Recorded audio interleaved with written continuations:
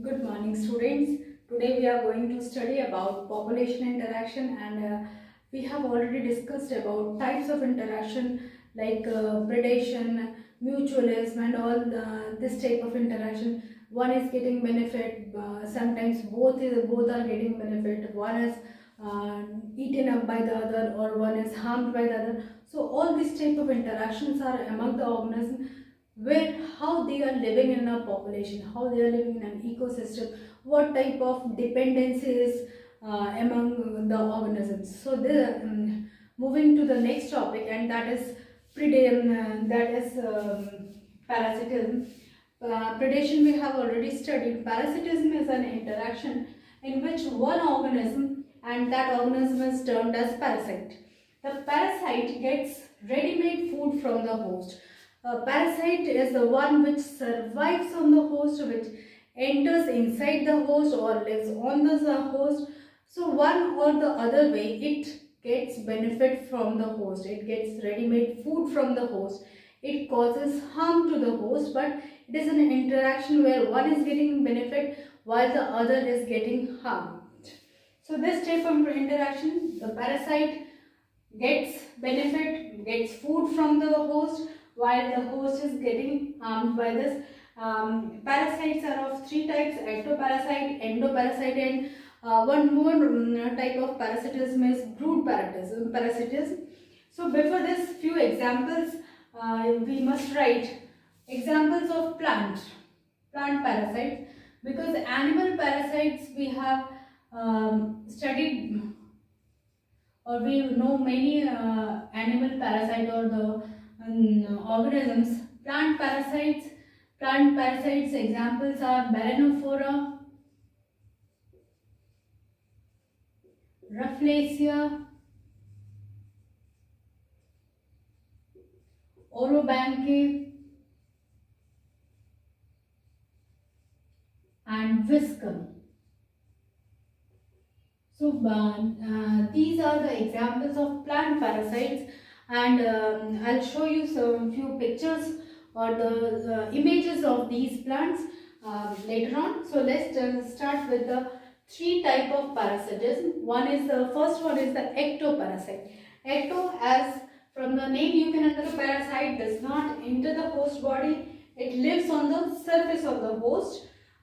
They can be temporary, intermittent for the time being, for a particular intermittent or permanent. So the survival or the dependency of the parasite may be for a short period of time, maybe the whole life they'll depend on the host. So this type they may be temporary, intermittent, or permanent. Respiration, since it is surviving on the host, so the type of respiration is aerobic respiration. Endoparasite, it enters inside the body of the host. So enters the body of the host, lives inside the host body. They are generally permanent. Once it enters inside the body, so it lives permanently inside the host tissues or host cell. Respiration, since it is inside the cell, so the respiration is mostly anaerobic, not aerobic, anaerobic. Anaerobic respiration. And the third or the different type of parasitism, which is totally different from this ecto and endoparasite, is brood parasitism. Brood parasitism, it is basically, we have seen this type of parasitism in birds. The best example is cuckoo. It lays its egg in the nest of the crow till the bird grows in size. So this type of parasitism, where a lazy bird like cuckoo lays its egg in other bird's nest or the form, it is incubated by the host bird. So this is also a kind of parasitism, because the host bird is giving its energy, giving food to the foreign bird. So this type of parasitism, this is also a kind of parasitism. Here, from this, I'll show you few pictures of the plants. Let me show you some pictures or the images of few Parasitic plants like Balanophora,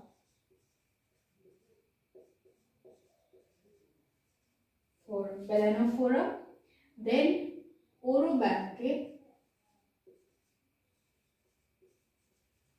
Rafflesia,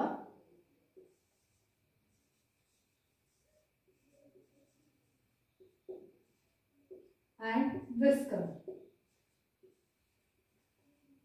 So these are the diagrams, these are the images of the parasitic plants.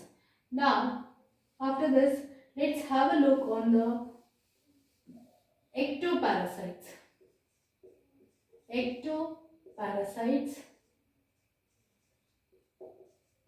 First one is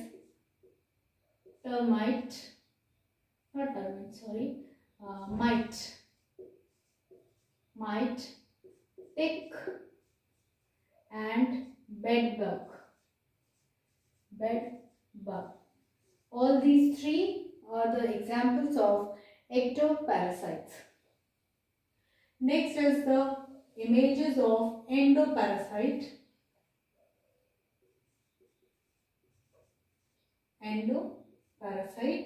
Examples of endoparasites are Ascaris, ant amoeba,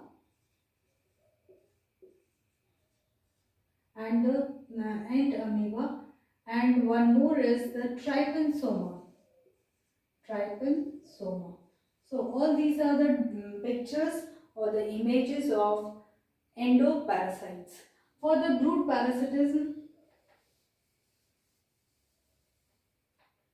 third one is brood parasitism.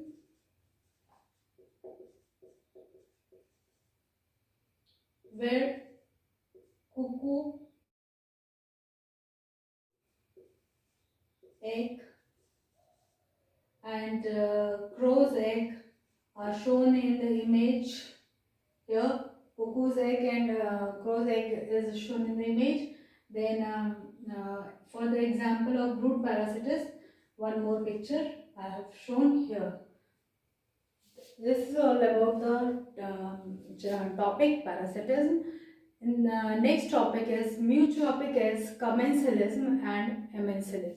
Commensalism is an interaction or association between two different organisms where one is always benefited but the other is neither harmed nor benefited. So this type of interaction, till now what we have studied is either the both are getting benefit or one is getting benefit and the other is getting harm. Here one is getting benefit but other is neither harmed nor benefited. So this type of interaction or relationship, it may be a permanent relationship, it may be a temporary relationship. Benefit may be benefit of protection. The organism get protection from the other, or it is help when the other host or the organism is helpful for it for transportation. It provides living space or food, but it is not the one organism is not causing harm to the other. So this is a kind of relationship where one is getting benefit without harming the other. Next is amensalism. It is an interaction between two living individuals of different species. It is to be mentioned here, always of different species, in which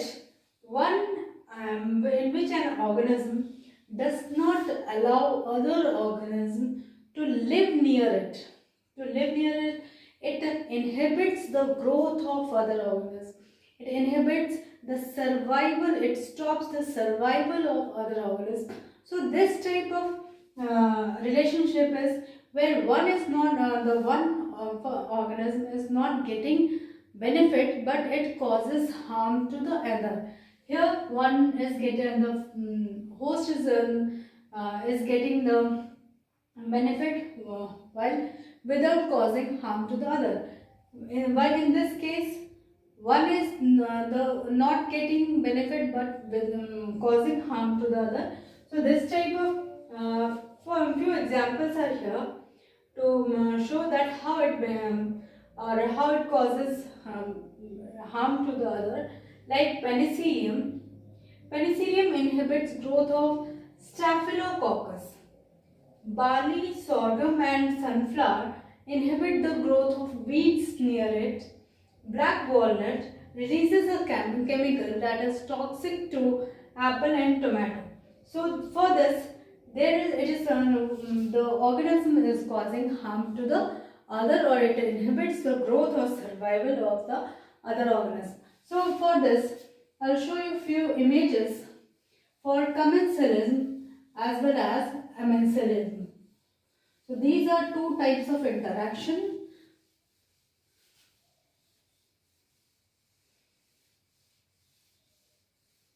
For this, first few images are for commensalism.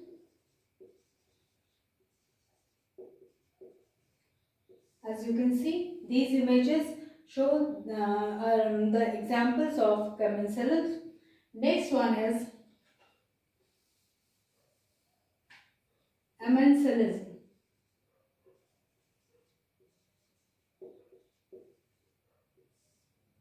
This image is for amensalism.